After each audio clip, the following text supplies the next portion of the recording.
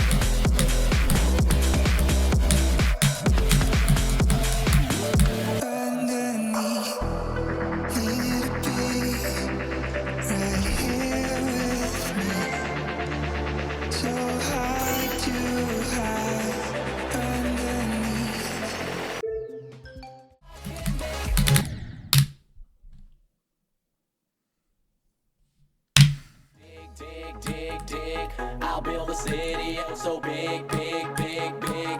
Just wait a sec, gotta kill this pig, pig, pig, pig. Cook me some bacon, take a swig, swig, swig, swig. Yeah, yeah, there must be something I can craft to ease the burden of the task. Yeah, I shoot my arrows in the air sometimes, saying hail, creepers gale. Loot his remains and now his soul first mine, saying hail, not today, no.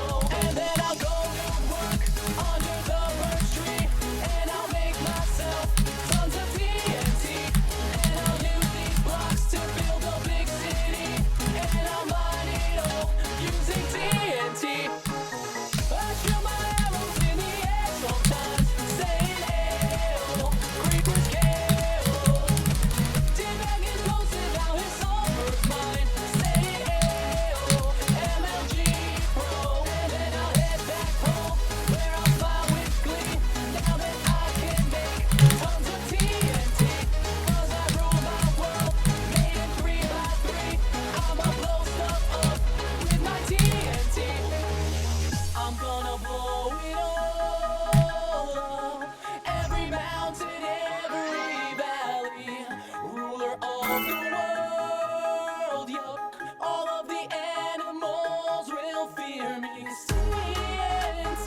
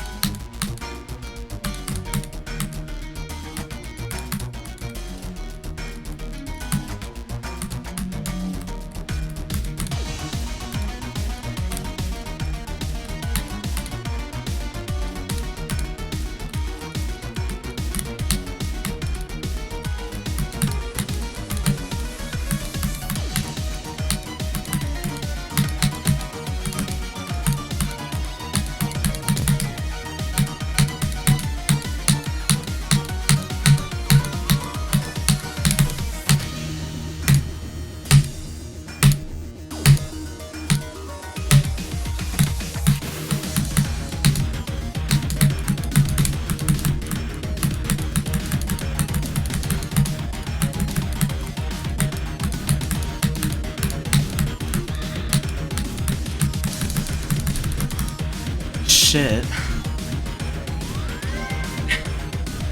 I was not expecting. Oh my god.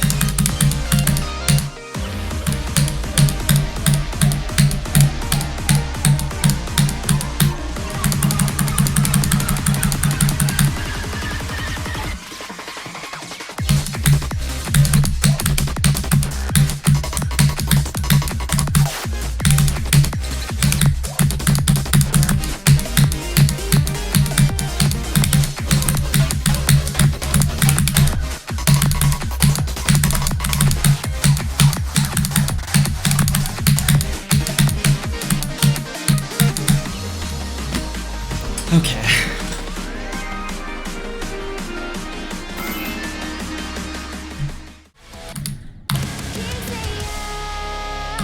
Destroying castles in the sky. KINGSLAYER, I'll fight for you until I die. KINGSLAYER, destroying castles in the sky. KINGSLAYER, forever on the apple of my eye. I sacrifice it all to get you now. KINGSLAYER, come and collect us from there.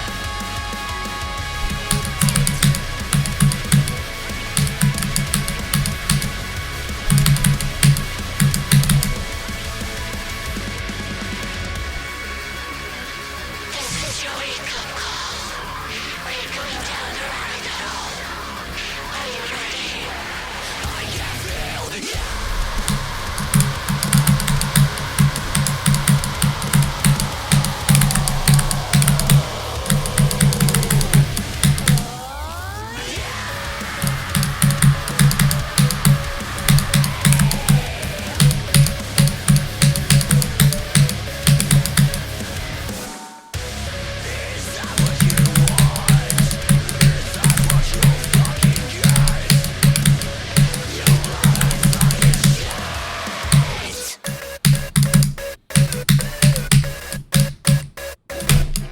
Damn.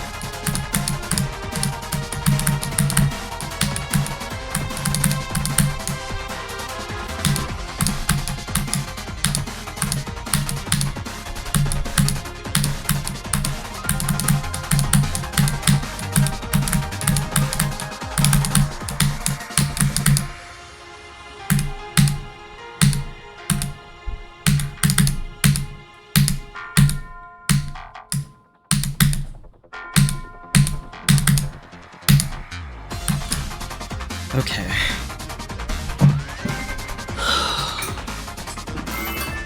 That took way longer than it should have. aka South Vietnam. There were supposed to be elections held in 1956 to create a unified Vietnamese government. Those elections never happened, and a big reason why they never happened was because of this dude, John Foster Dulles, the US Secretary of State. He objected to elections probably because he knew that any election would likely put communists in charge of all of Vietnam. Dulles' brother, Allen Dulles, who was in charge of the CIA at the time, then engaged in some straight-up psyop. He spread propaganda that said the Viet Minh were persecuting Roman Catholics, saying stuff like, they buried a priest alive. In response, hundreds of thousands of Catholics in North Vietnam fled to the south. The United States helped them flee. Speaking of Catholics, No Dinh Diem, a Catholic who hated communists, proclaimed himself the first president of South Vietnam. Okay. Diem held a referendum to see if he would be president or not. And would you look at that? He got 98.2% of the vote. Wow, that's impressive. And even more impressive, he got 133% of the vote.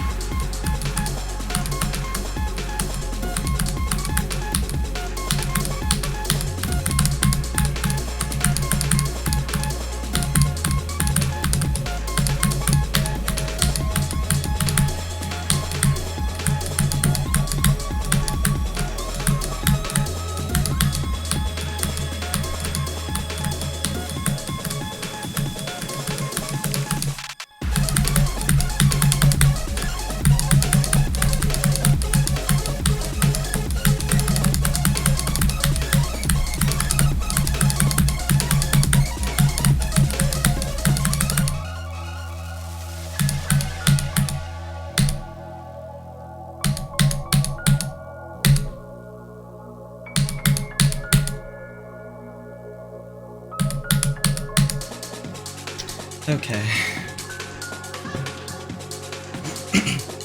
Awesome.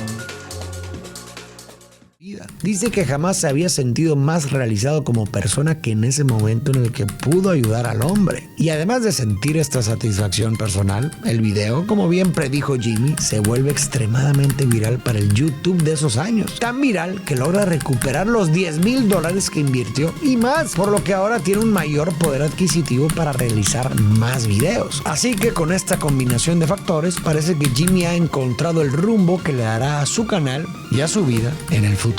La caridad, en teoría, se entiende como un acto de generosidad sin esperar nada a cambio. Sin embargo, cuando lo examinamos a profundidad, encontramos que la caridad completamente desinteresada no existe. Ayudar a otros siempre nos brinda algún tipo de recompensa, ya sea emocional, social o incluso económica. Todos los actos tienen una motivación, ya sea consciente o inconsciente. Incluso cuando una persona pudiera decir o creer que está haciendo un acto de manera completamente desinteresada, podría ser que él desconozca completamente las motivaciones inconscientes por las cuales lo hace. Toda acción está impulsada por un motivo o toda acción tiene un interés, consciente o inconsciente. El caso de MrBeast lo demuestra claramente. Cuando regaló $10,000 a una persona en situación de calle en su primer video caritativo, experimentó una satisfacción enorme al ver la reacción de alegría del hombre. Pero además de ese bienestar personal, el video se volvió viral, lo que le permitió ganar más dinero. En su momento, aunque muchos...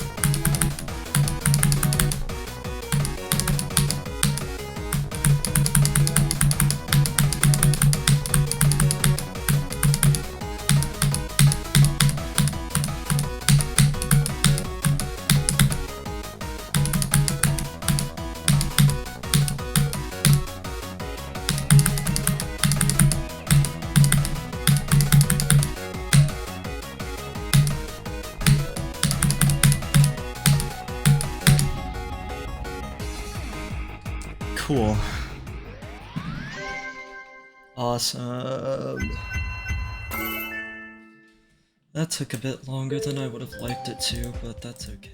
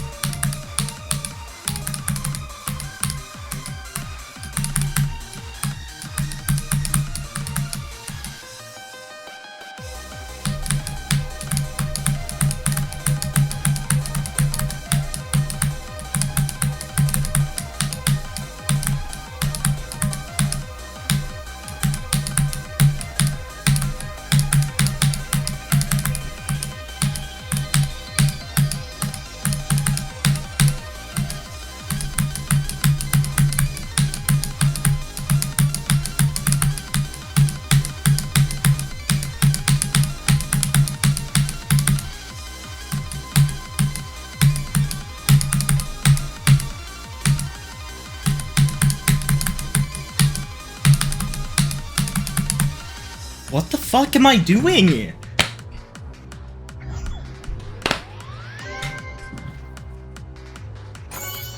I've been playing this for like less than 10 minutes.